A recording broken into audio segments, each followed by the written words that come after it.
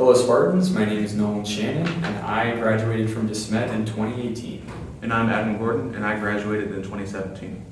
Nolan and I are first year students here at Alumni and Seminary, and today we'll be talking a bit about the season of Advent. And we're currently in the Mary Mother of the Word Chapel at Kenrick.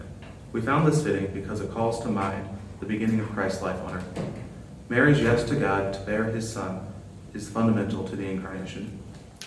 And so that's basically what Advent is about, is the Incarnation. And what that means is that, God became a person, and through doing so, made human beings able to share in his divine life. And on the flip side of that, that means that the author of creation himself has lived a human life. So in order to know more about the Incarnation, it helps to consider what that meant to the Israelites.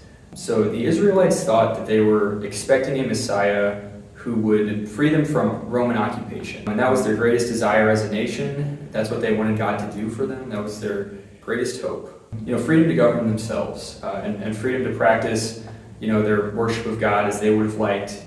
And so the Romans made life miserable for them. And if Jesus would have come and just freed the Israelites from Roman occupation, that would have been a fine thing. But instead, what Israel got was, and what the world got, was something that they didn't even know that they could hope for. They were gifted with the ability to behold the face of God in the land of the living.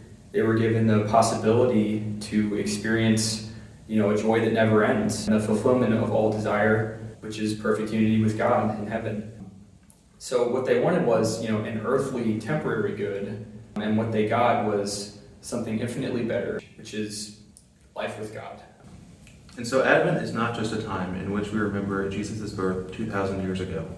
Perhaps more important, and certainly more pertinent to us now, is that Advent is a time of preparation for his second coming.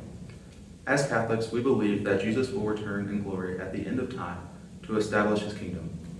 And as Jesus was about to ascend into heaven, his disciples asked him when he would establish his kingdom on earth.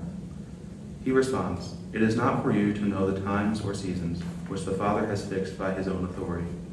We do not know when the Lord will return. It could very well be in our own lives. So we must prepare ourselves." And at Mass 2 Sundays ago, we read Jesus' words in the Gospel of Luke. "Take heed to yourselves, lest your hearts be weighed down with dissipation and drunkenness and cares of this life. And that day of my return come upon you suddenly like a snare.